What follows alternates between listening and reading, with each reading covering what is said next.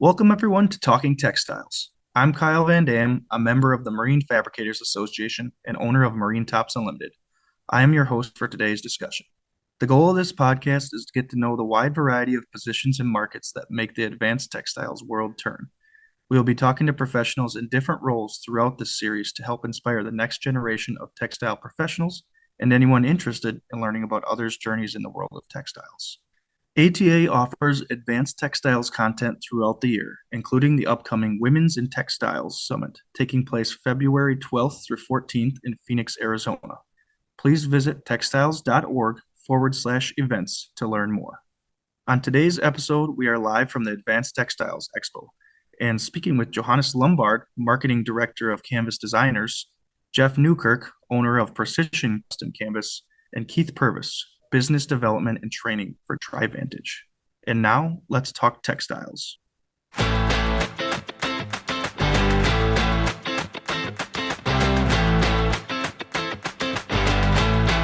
Hi, I'm Kyle VanDamme.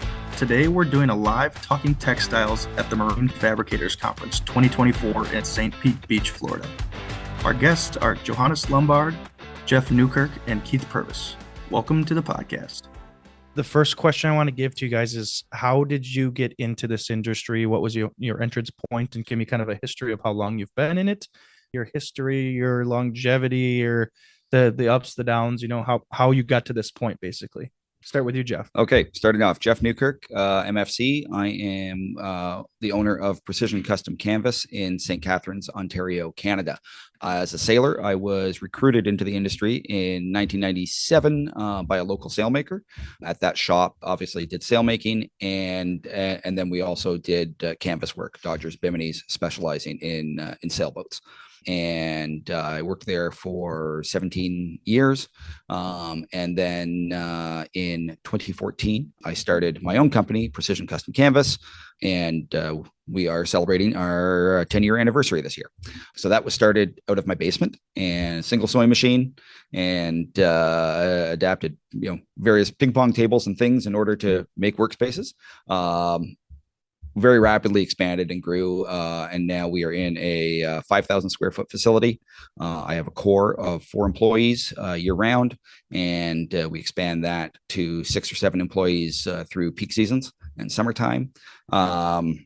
We've also entered the digital market, so we do all of our patterning digitally using a ProDim ProLiner, CAD development in Rhino, and then we have an Autometrics cutting table to transfer everything, all our products, and out to the sewers.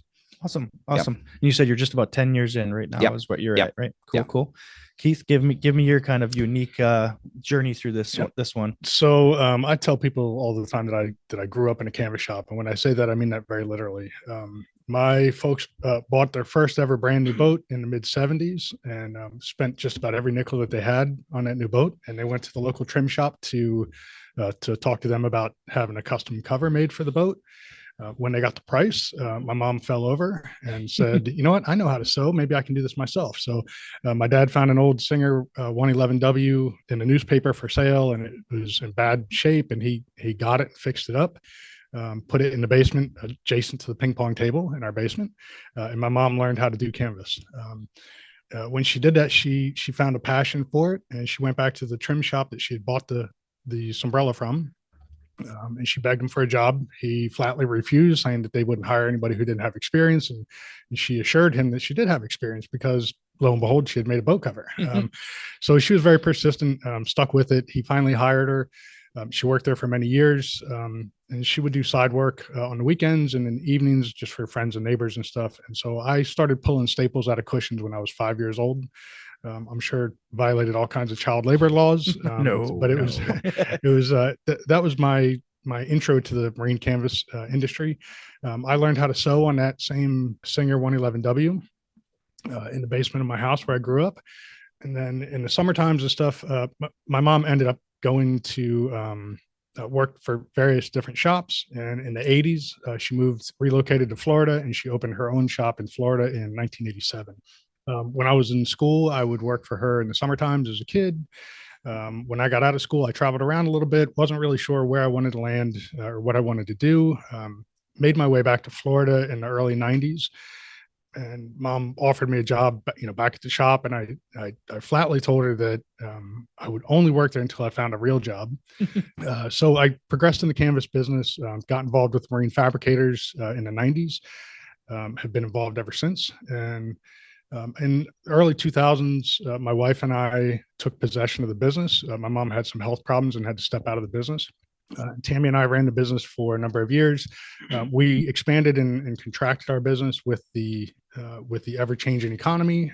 We're in a position where we're able to expand our footprint in our physical location by basically renting units that were adjacent to our main unit. So we were able to grow and contract our business. We had as many as 7 employees plus the owners at one point, and as few as just the owners. And so we made a decision that we were interested in making a change in our career. We made ourselves a 5-year goal to either grow our business through technology, where we could be managers of the business, or grow our business to a point where we could sell it, have a good, solid, up and running company with our employees all in place, and we could sell the business. 2 years into my 5-year plan, I had an opportunity to join the forces at TriVantage as an outside sales rep in Florida, and I leapt at that opportunity. I tell people sometimes it feels like opportunity knocks, and sometimes it feels like it bangs its fist on the door. And I truly felt like opportunity was banging its fist on the door, and that was an opportunity for me to move into a different position, still stay in the industry, which I love. But give me an opportunity to grow my experiences from another side of the business. So I joined TriVantage in January of 2013. I celebrate my 11th anniversary at the end of this week with TriVantage. And in October of this past year, I was moved out of the sales force with TriVantage and into a business development and training position.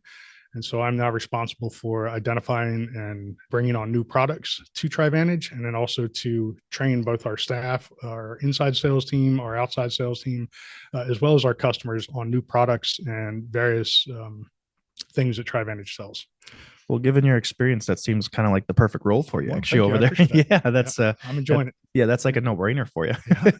Johannes, tell us kind of where your background comes from and how you got into this industry. Hi, I'm Johannes Lombard. I'm South African, not Australian. And basically, I started my career in the yachting industry. I worked on a 160-foot yacht for over 20 years, where we traveled the world and sold all sorts of different countries where we needed all these marine services for all the covers on the boat, the covers for the tenders, and so on and so forth. During that time, I saw how lacking information was online, and finding these companies and finding who's best and who's the one that you should use traveling from location to location. This is also where I met Mike Erickson from Canvas Designers, who I work for now, where we needed multiple different projects from them over the years. And then when I ended my yachting career, when I had a kid, Mike said, I would start my own IT company during that time. And Mike said, "Now I want you to come and work for me." So Mike's got a 35,000 square foot shop. So I'm the marketing manager for the company. And basically, we've increased the online traffic on the website from 480 visitors a month to over 4,000 now. Our social media, we took from 480 people on our social media account to now 13,000 people on the social media account. And it's basically just educating the customers on who we are, showing them the authority that we have in the industry, and showcasing the portfolio that we have. And that's basically it. Yeah, no, that's awesome. That's awesome. So 3 different kind of very different perspectives. And Keith, you kind of see like both edges of that whole spectrum kind of. So that's kind of cool. Yep. I always have, I've spent my entire life on one side of that sewing machine or another. Yeah, right. Yeah. I mean, I think I kind of feel like being a little younger yet, have time to get to that point. But I did the same thing, growing up in a shop. I feel like it was either my parents, I kind of think, I don't think they've ever confirmed this, but it was, they didn't want to pay for daycare.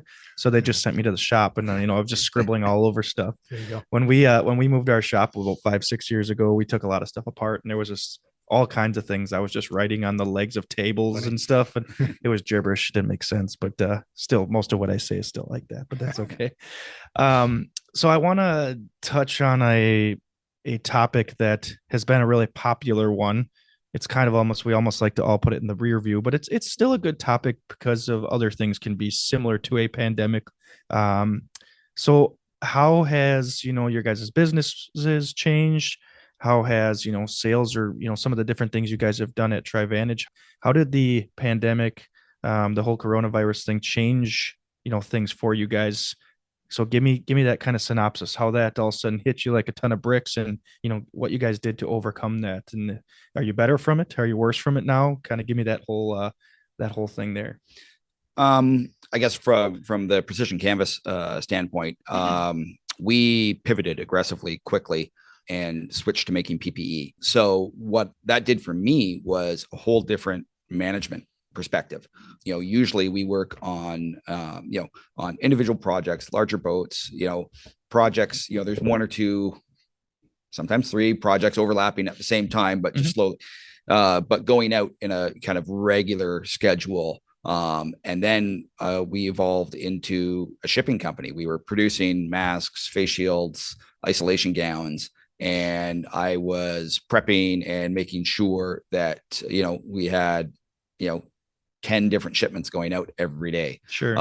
So it was a whole different way of operating the business. And so I think for me, it just taught me kind of just a different level of management and scaling things to make sure that we had everything we needed and things flowing well. Yeah.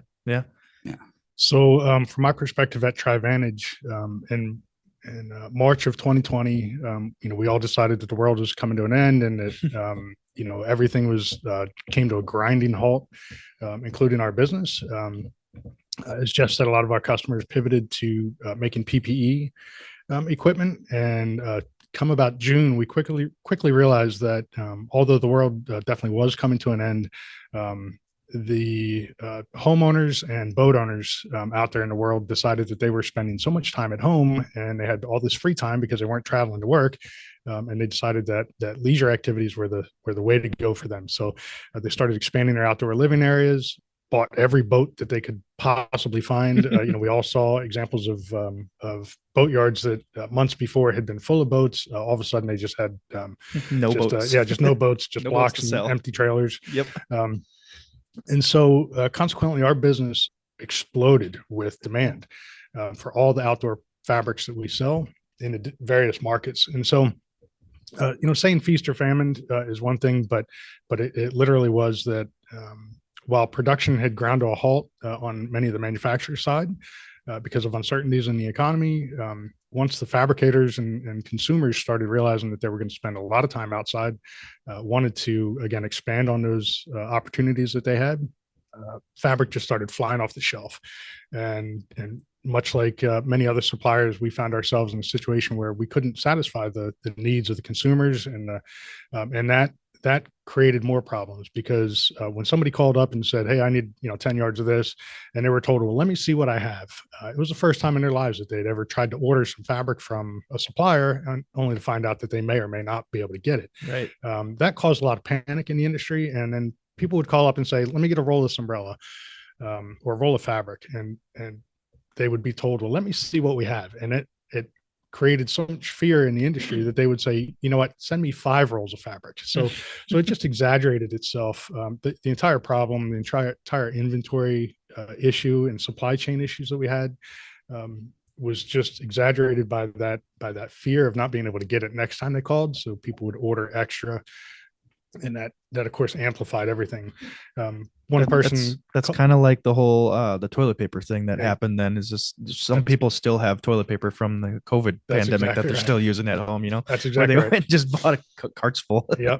And everybody decided, I am never going to run out of this again. Yes. And that same thing happened with zippers and fasteners and fabrics all across the country, and quite honestly, possibly the globe, had that same situation. And I remember one time I had somebody call up and they were very upset that they couldn't get the specific fabric and the color that they wanted. And I flatly told them, I said, never in my life did I think I would be such a successful salesperson that I would sell every artist umbrella that we had, but I did it. So, but since that time, we've learned a lot of lessons, a lot of valuable lessons. We have learned to work with our vendor partners and ensure that we have a steady and consistent supply chain. We have gotten past the problems of low inventory, and we are ready for the next pandemic with fully stocked shelves. Perfect. Hopefully we don't have that issue. Hopefully but not. Yeah. And I was going to I wanted to touch on with that supply chain issue is that was one of the things I found a major benefit of the ATA and the MFA, and the networking that we do in and around this group is that, yes, if you were only looking at, and I know in the industry, we all generally have a primary supplier that we purchase from, but knowing so many different suppliers and distributors and being able to source. So as a fabricator, ran into that exact situation as Keith was talking about, that, I couldn't get the fabric that I wanted. And yes, I was buying full rolls. That's what we do.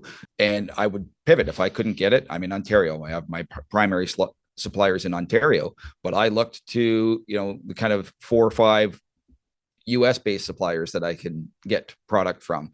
And again, you had to do a little bit more legwork sometimes, but having the network, you had contacts, and that's one of the great things that comes from being part of this association, and not just the learning, sharing, but the networking and knowing that there's lots of options out there. Absolutely. Yeah. How did you guys at Canvas Designers, how did that, well, you guys are in Florida, so you get nothing shut down here almost, I feel like, but yeah. So, excuse me. So at Canvas Designers, we didn't really shut down. When the hospitals started running out, we did start making our own PPE and face shields and so on and so forth as well. And then we were lucky enough that one of the employees that worked at the shop had a dad overseas that was actually capable of building one of these mask machines for us. So Mike, I've seen that machine that you got. That thing is huge. Yes. So Mike just said, we have the space. There is a need. We want to help all these people, the doctors that were literally running out and so on and so forth. So let's just go for it. He sourced all the fabrics, and then we just started making masks and helping locally. We donated to multiple different organizations, and then we went as far as even, putting logos on the masks and making it for like events so people can just, have some more fun with it, or at least, make it something that they can just wear on a day-to-day basis and feel proud of what they're doing for whatever company that they were working for. Mm-hmm. Yeah. Awesome. Let's switch gears. Another one I like to talk about a lot that I think is helpful for a lot of people to see what other companies are doing. And it's really just the whole topic of employees, employee management, hiring, keeping retention possibly. And I know it's always we could all talk about this for hours and hours and hours, but give me kind of each one of you guys for hiring, retention, training, all the things that encompass in employee management. What does your business do? Does it do things well? Are you guys doing a great job with it? Is it terribly hard for you to find employees? What does your training look like? All that kind of stuff. Give me kind of a synopsis of that with your business. Okay. So, there's various different levels depending on the role, what the training will be. One of the things, something that I picked up again from one of the MFA events back a few years, somebody talking about employees is, and the line was, hire for character, teach the skills. And that has really rung true as I've expanded and brought members onto my team. Well, it's not fair because you brought 2 of your kids on, so they have to. Well, yeah. or so we hope. They were some of the summer, and that was actually spectacular. They're now in university, and I don't get them anymore. Sure. But yeah, they were. My son worked a little bit less because he did other things as well. But my daughter, for a bunch of summers, I mean, she would come in and she'd become my production manager. That's awesome. She can run a sewing machine. She can, she's highly effective. My son worked, he did handwork and installs with me. Mhm. But my other employees, again, on the CAD design side, yes, there were specific skills that hire needed to have, but it was more on fit with the team. And then I can tweak and own. He came from a construction design engineering side of CAD, and he's learning, the boats and curves and everything's, again, very different 3D world, but very different to work with. Right. My sewers came in not having done marine canvas before, but with just basic sewing skills. And then they have learned and, trained them and honed their skills. So for our sewers, I start off when a new sewer comes in, they sew enclosure panels, because that's essentially the way we build. Everything has components that get assembled. So it's in all reality a bunch of just assembly and straight stitching, sometimes a bit of curving that gets them used to the machines and flowing and working with big pieces. Sure. As they move that, once they've mastered that, then we'll bring them over into teaching them, bimini tops and, and accessories and things where there's top stitches and, further detail and further processes that need to be followed. Mhm. So we've got a nice flow of working people in and through. But as a small business operator, and I came into this industry essentially as an artist, sole proprietor, running my own shop, fully control of everything. Learning the HR side and managing people is something that is a challenge if it's not something that you've done before. Learning the right ways and sometimes wrong ways of dealing with situations and conflict, and that's, I've been growing that side of me. And that's, kind of one of the biggest areas I've seen in my growth personally is how to work with people and manage people.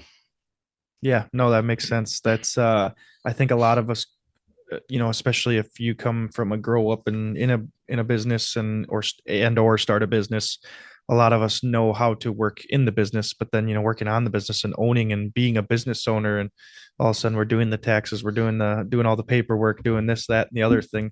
Those are the things that you never think about when you start a business. You're like, Mhm. yeah, I know how to build this and make that really great, and I can even talk to customers pretty great.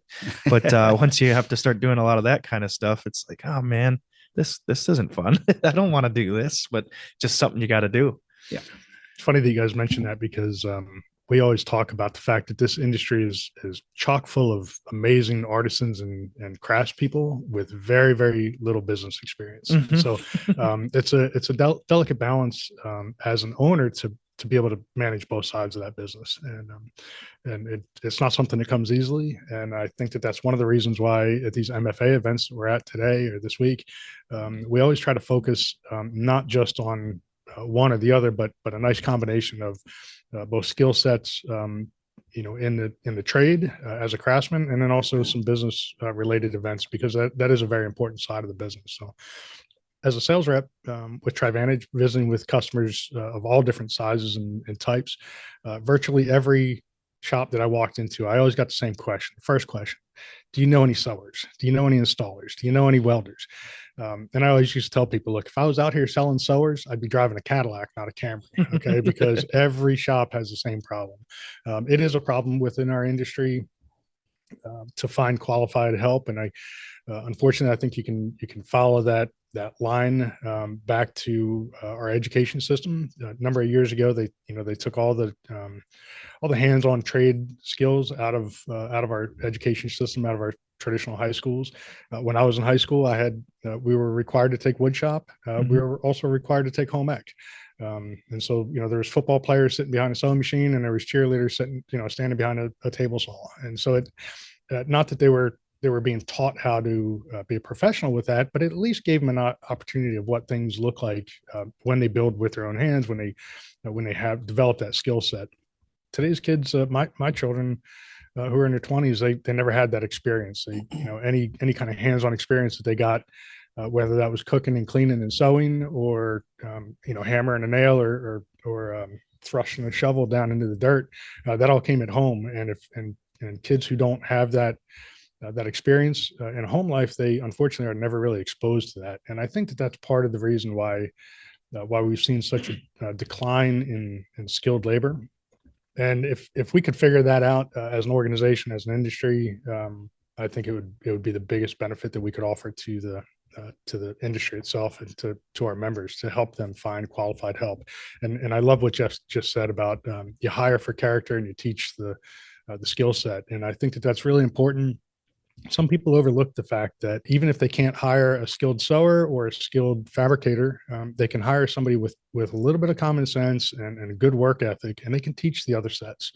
A couple of years ago, we were at Laporte's Canvas down in Charleston, South Carolina. Mm-hmm. And Laporte has a really big production style shop. And somebody asked a question about some sewing machines that were up in a loft. And he gave a really interesting story that he's got 4 or 5 sewing machines that kind of sit off by themselves. And he said that a few times a year, he sends out a flyer or some notification in the newspaper or something, and he offers a free sewing class.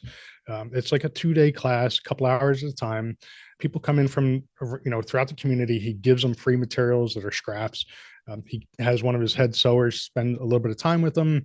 And after these couple of days, they walk out of there with a nice tote bag made out of industrial fabrics, marine fabrics. Sometimes it has a zipper on it. Sometimes it has webbing straps on it. It's a nice little tote bag that they can take and carry to the beach. And it's a great thing that he does. It's a great service that he offers to the community. But in actuality, he is farming for skilled labor. And so he's found that if he puts out an ad for somebody to work an industrial sewing machine, people are oftentimes very intimidated by that thought. But if he puts out an offer to teach people how to make a bag, he said when he has 4 or 5 people in there making bags, they just kind of keep an eye on them, and they can easily identify somebody who's got a knack for it and a true ability.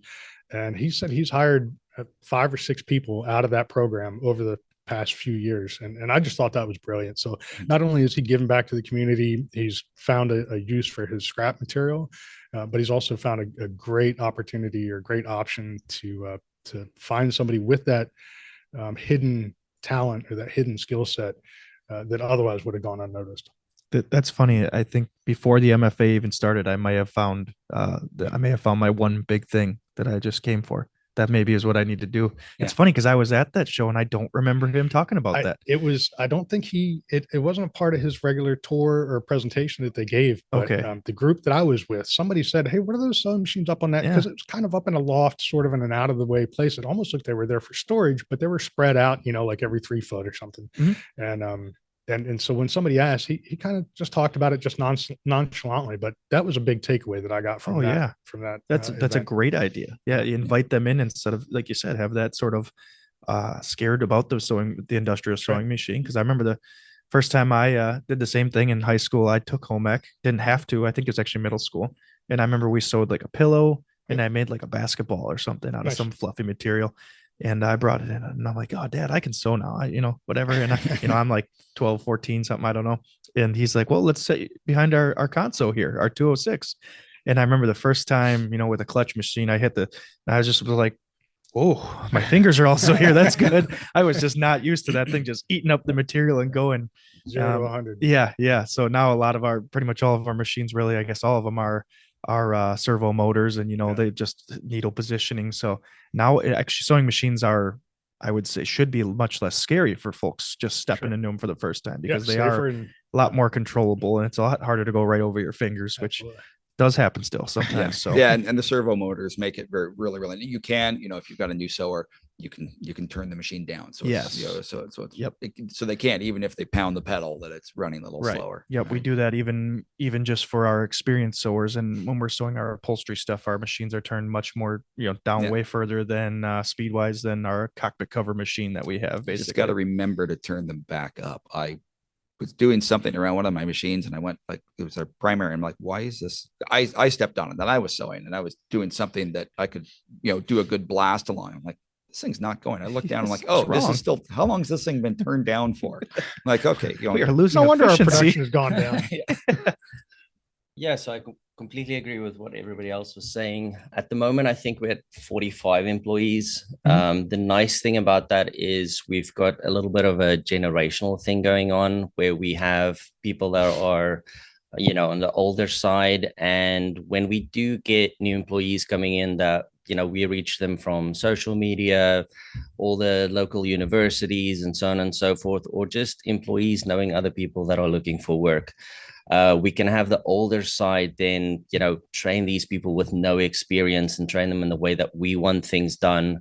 And then the other nice part I would say is, you start them on a sewing machine, and then as you see they have certain skills with the size company that we have, you can sort of funnel them towards different sections. They start on a sewing machine and they end up sewing enclosures or upholstery, or even from there, if you see they're really practical, they can go to the metal shop. It's just about really taking care of employees, having a very family approach, I think, is the other thing that we do really well. There's employees that's been there for 35 years plus, and that's basically it.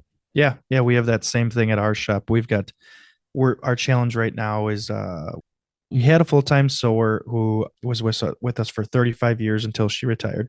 And then we have one right now that's with us about 25 years, and she's about 65, and she's now just telling us, I think I only want to work about 2 more years and then maybe a little bit part-time. So we're starting to realize, hey, we better get our ducks in a row and start hiring.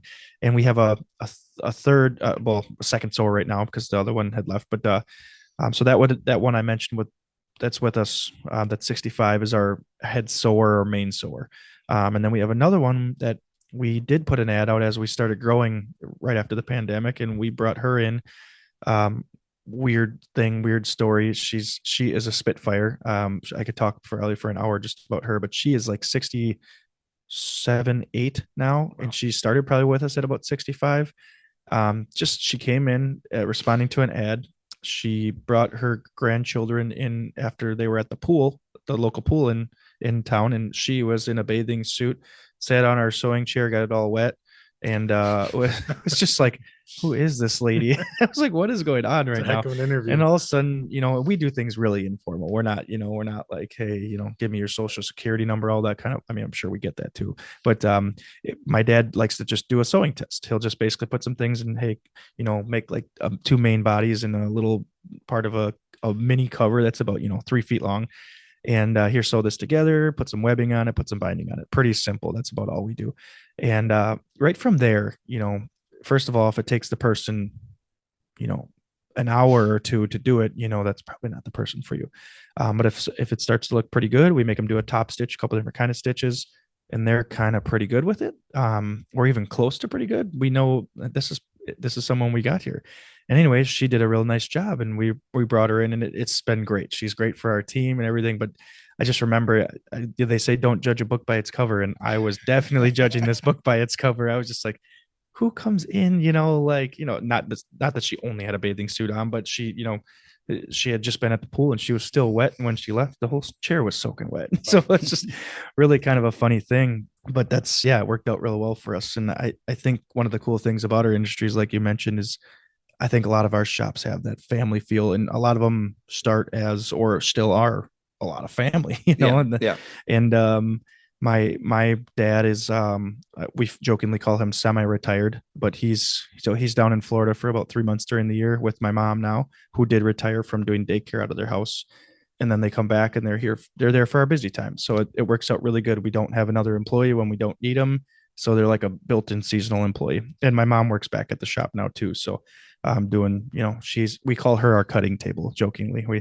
Darren asked me last night, he's like, did you guys buy a cutting table yet? And I introduced my mom, and I'm like, here, this is our cutting table. So, but your folks really didn't want to pay for daycare, did they? No, not at all. Yeah. Kyle, it's funny that you talk about that, or it's interesting to talk about that test that you give your employees, because I also had a test when I was a fabricator. And we would just sketch out just a 5-sided box. I called it a toaster cover. Mm-hmm. And it was just a 3-dimensional sketch of a 5-sided box, had very simple rudimentary measurements on it. And I would just hand that to a potential employee who said that they could, that they were a fabricator, quote unquote fabricator. I'd hand them that. I'd hand them a ruler. I'd hand them, white chalk pencil, and a square, and a pair of scissors, and I would just kind of let them go at it. I wouldn't give them very much instruction. Just tell them, look, you're building a little toaster cover. What they didn't know was that I had a cardboard box that toaster cover had to fit on in order to be finished. But I was looking for a couple different things. I wanted to see, number one, if somebody could use a tape measure and understood what a square was, and what a straight edge was. If they were familiar enough to operate a pair of scissors safely. But what I really got out of that the most was kind of getting a peek behind the curtain at their mindset. And so if they started drawing out and cutting 5 rectangles or squares to put together to build this 5-sided box, I immediately knew that they didn't have experience, that they weren't thinking through that process. There's a lot of different ways to build that little 5-sided box, but 5 individual pieces is the least effective. Way. Yeah, it's a long way, right? And so that was, I think that whatever your test method is to have that, have something that's consistent that you can compare different people to. And then, like you said, you can always expand on it and say, okay, put a top stitch on it. Let's see how they do it. But it kind of goes to what Jeff had said earlier, where you hire for character. To me, you hire for common sense. Yeah, that critical thinking ability kind of thing. Yeah, exactly. Yep. And then you can, people with skill sets like that, and people who have good work ethics, you can train them to do different projects. Jeff mentioned earlier that with the servo motor, you can slow it down to a snail speed, and it takes that fear of working an industrial sewing machine, and that skill set needed to do that. It just helps to lower that bar a little bit and make it easier to hire people who maybe don't have 20 years of experience. Right. Yeah. Bring someone in where there's very little decision-making process, and they can just kind of learn by doing, and then slowly get them to learn more and more. That's and grow with your company, within your company. Touching back on some of the stuff you said earlier, Keith, you were mentioning how they don't have, trades type of things required in high school. When I was in high school, that's about 12, 15 years ago now. They were all electives, and I took some of those kind of things as electives because, of course, I'm a guy. So, of course, I wanted to take all the gym classes and the shop classes I could, and welding, and that was always fun. Didn't want to go sit and learn English stuff, Right. So I figured I know how to talk. This is easy enough. We're good.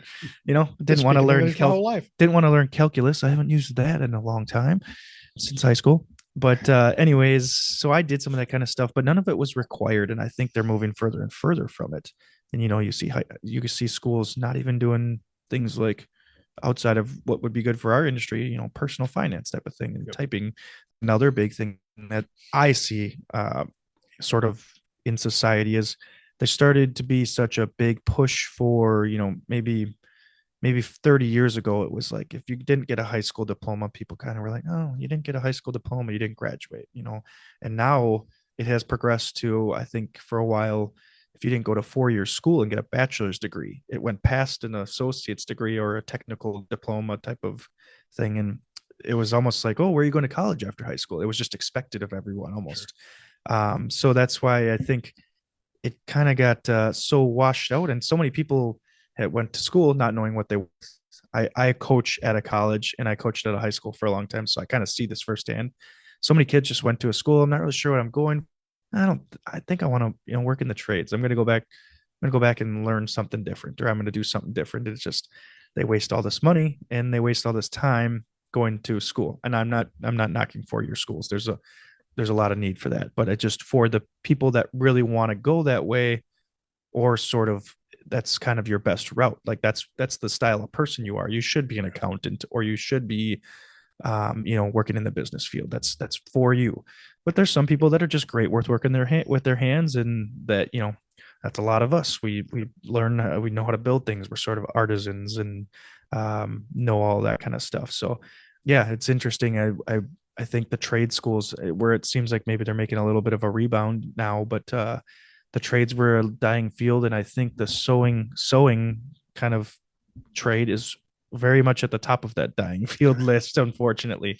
I just don't see a lot of folks, my age even, or younger, in their 30s, 20s and 30s, wanting to learn that, or knowing how to do it. And, back 30, 40 years ago, it was almost a rite of passage that everybody's grandmother taught them how to do that at an early age. So Sure. Almost all the women knew how to sew. Some things we're leaving behind, unfortunately. Yes, you're absolutely right. I had a customer tell me one time that they had primarily Hispanic workforce in their shop. And they had a problem where they had an installer, but he had really good fabrication skills, and he could sit behind the sewing machine and like nobody's business and really do good work. But he viewed that as a woman's job, and he was quite honestly like chided and kind of teased and picked on by some of the other guys in the shop, and to the point where he didn't want to do it. And so it's not only is it a generational thing where, you know, as you mentioned, your sewers are aging out of the industry, but there's also kind of a misnomer that, you know, that sometimes the boys don't want to sew. You know, boys want to do wood shop and metal shop, and in our industry, it's really nothing further than the truth that you know, there's a wide variety of people who work in marine canvas shops, and it is a skill set, but it is a fabrication. And I think that that's one thing that we can all learn is that it goes way beyond the sewing. It is really crafting and building, like in Jeff's shop. I mean, there, you know, he mentioned that he takes people from different steps and kind of builds their skill level as they go. But I've heard of people who when they hire, or when they seek employment or seek people to work for them,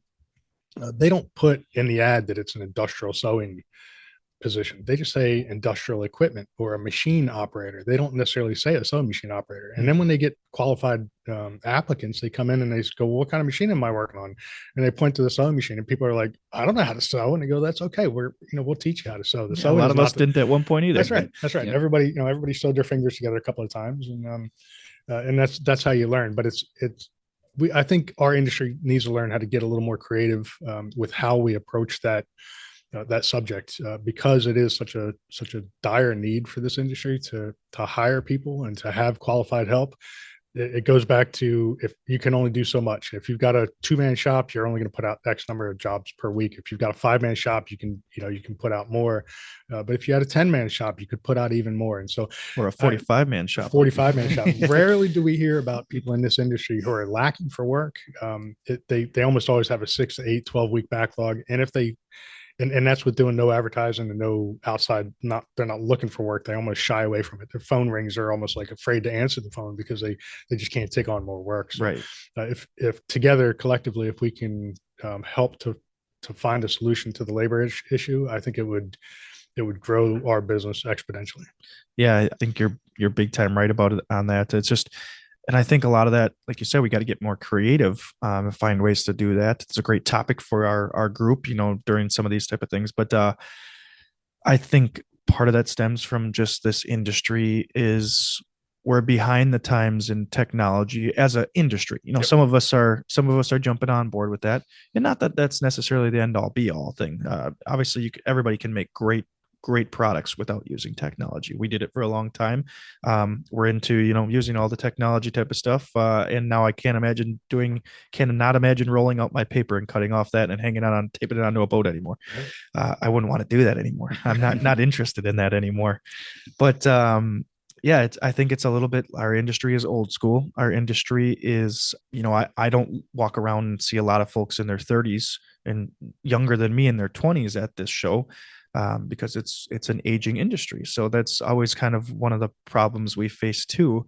And I think we got time for maybe, you know, one more question, kind of another 5 minutes or so here. So I want to lead into this question or the topic, I guess. It's not really even a question, but the topic being, you know, folks at the end of their careers that own businesses that, you know, like my dad, for example, has me. So there's a succession plan. That's pretty easy. But if you don't have kids or don't have kids interested in the business, which happens to be a lot of cases, what do you guys look like? Obviously, Keith, we know your exit plan, you know, but I mean, an exit plan from the industry maybe isn't as hard now since you're where you're working. But all you guys, I'm interested to see, you know, what is your succession plan? What is your exit plan? What do you think works good for people? As we've seen on on some of our Facebook groups, a lot of people are like, hey, I'm trying to sell my business now.